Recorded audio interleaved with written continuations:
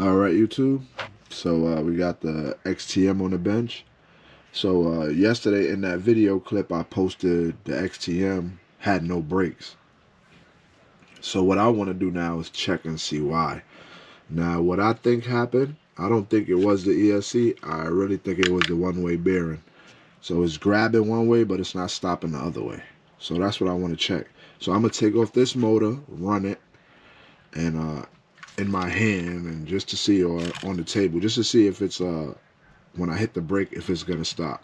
Then I know if it's the spool. So that's what I'm gonna test, and I'm gonna run through the X-Seed and see what that noise was as well. So yeah, so we're gonna turn it on. I got a 3S plugged in for right now. Let's see what happens. So we just testing to see if this, when I pull the brake, if this stops. So let's see.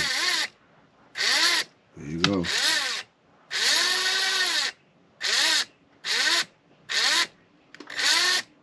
So it's got to be my one-way bearing inside my spool. I thought I fixed it, but let me see if I can even show y'all. It's spinning with my hand right now. Let me get up in there. So if I go this way, the spool's just spinning. So that would give me no brakes right there. Now it's fake grabbing, but hopefully I see it. I see that's the one-way bearing inside just spinning. Well, I need a better spool. It go forward good, but it doesn't. So that's exactly what that was for the XTM. At least I know the motor was good, which is a good thing. It's just I don't know if I could change this bearing. Actually, shout out to Benji. Benji, the one that gave me the spool. I was supposed to use it for speed runs, end up using it for drag racing. So I think I blew the bearing inside. What I want to do now is let's take this this bearing out. Let's take this spool out and see what I could do. I'm gonna unplug everything. All right, y'all, we got that top plate off. So I'm gonna go ahead and pull the spool out and show y'all what kind of spool it is. So this is where the one-way bearing sits. I believe this was for a nitro, but this is where the one-way bearing fits. For a nitro, this would be perfect because it would go forward, and then it has a mechanical brake with the servo and everything that would stop the car itself. So it might be, but I don't have no drag cars. I didn't even update y'all on the Firestone. I had gave that to my boy O. I'll get out there and show y'all some videos of what he got out there now. But for right now, I need a spool. So the XTM is back down. The spool isn't working. As y'all can see, it's spinning one way. This is not supposed to happen. It's supposed to be locked like that. Well, I can't go that way, but I'm coming this way. All right, YouTube. So we got everything off. So this is a little shaft I made to fit the gear. But anyway, this is what I was getting to. So inside of here is a one-way bearing. That's ideal for a nitro car. Maybe to even bash around a little bit. But as far as drag racing and speed running, I don't think it will work. Because when Benji gave this to me, it was working perfectly fine. A couple hits and the brake gave out. So back to square one with the XTM. All right, YouTube. So ran into a problem with the XTM. Right now, I'll even show you. I tried to take a bunch of dips. Had a bunch of dips and stuff laying around. I tried to put them together and make one, but it didn't work out. And the spool that was in there isn't working out. So I got the X-Seed on the bench. I want to see why that was clicking. I'm about to do the show you. I'm not sure if it'll work for everybody, but this is how I check my diffs. So I will lock the back wheels, which is on the table, and I would spin the front. Now, right off the rip, I hear the front spinning, but I'll turn the car around, try the back.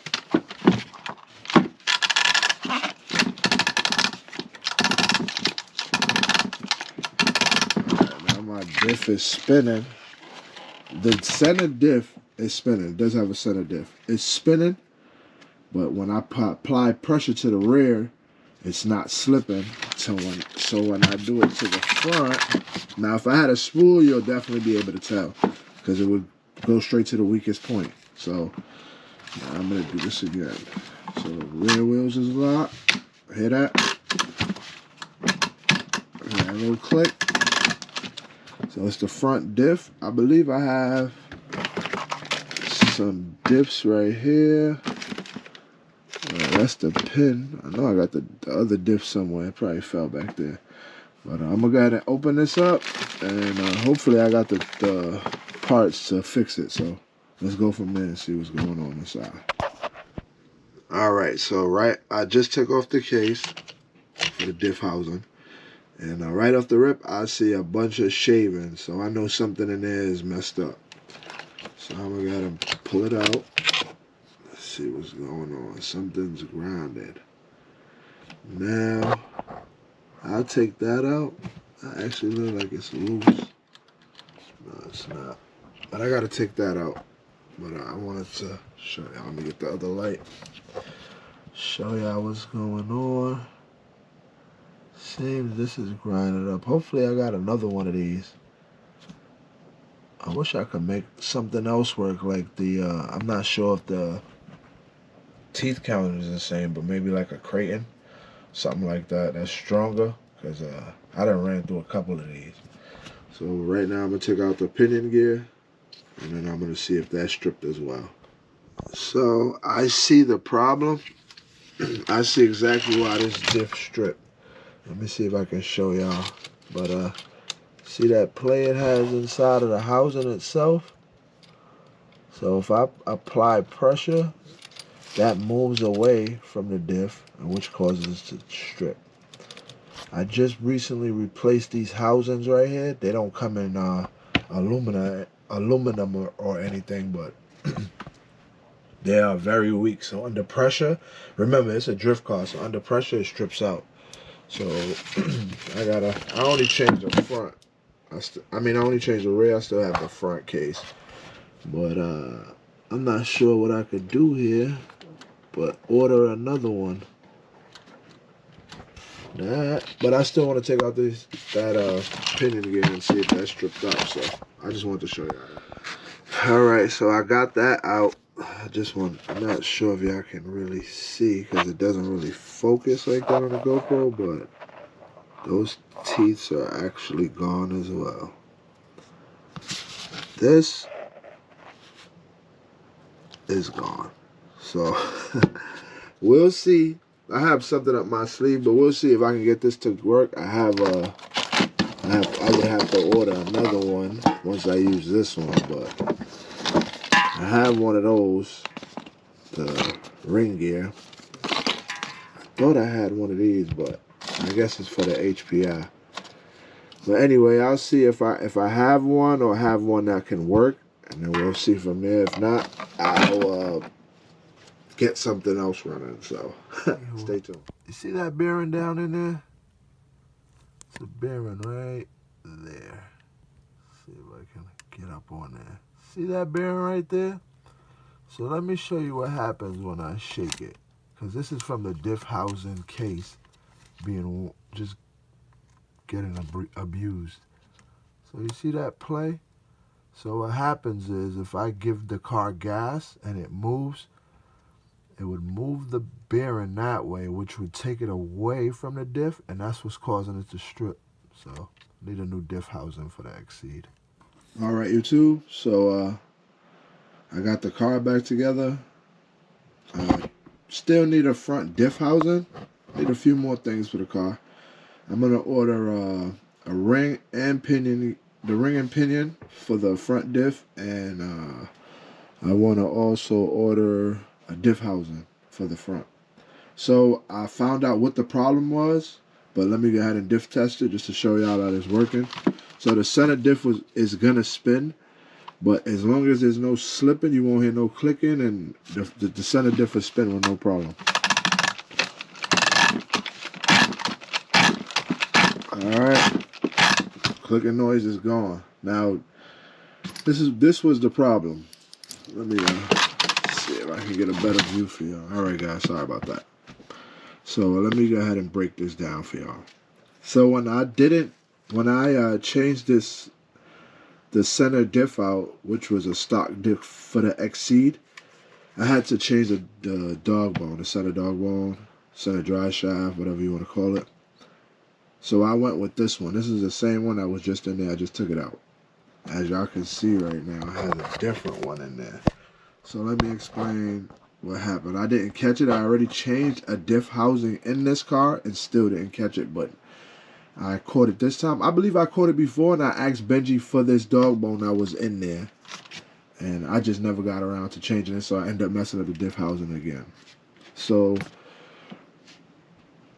if you notice, sorry guys, I gotta touch the camera to see myself. So if y'all guys notice, there's two different ball types, sizes. The one on the left is bigger and the one on the right is smaller. So what was happening is, I'm gonna give y'all a complete breakdown in case it happens to anybody. When this went in there, see all that play that's in there? That wiggle. So as that's rotating, that's giving a wiggle. And that's what made my diff housing come loose. Well, not come loose, but wear out from it, the bearing just being aggravated.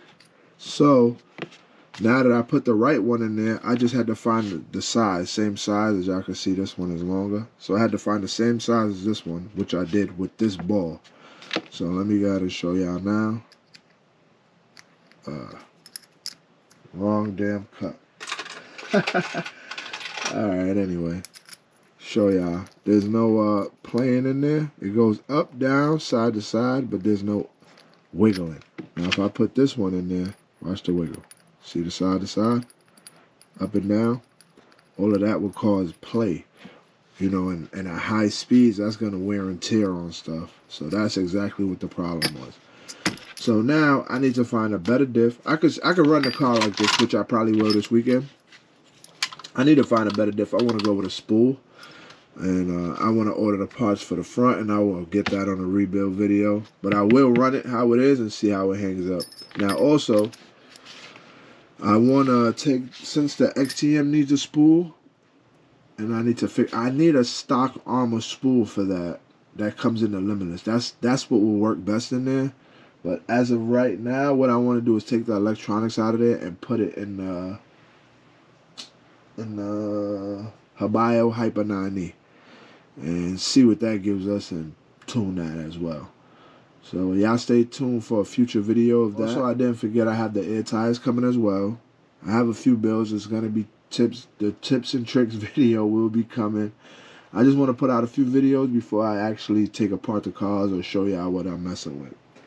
But as of right now, the next video up either is going to be a running video of this or a running video of, we're supposed to be getting out to our parking garage and running in there. So we'll see how that goes. And then stay tuned for the Exceed. I'm going to put the Habayo Hyper 9E back together with the XTM system that's in there. So y'all guys stay tuned. And thanks for tuning in.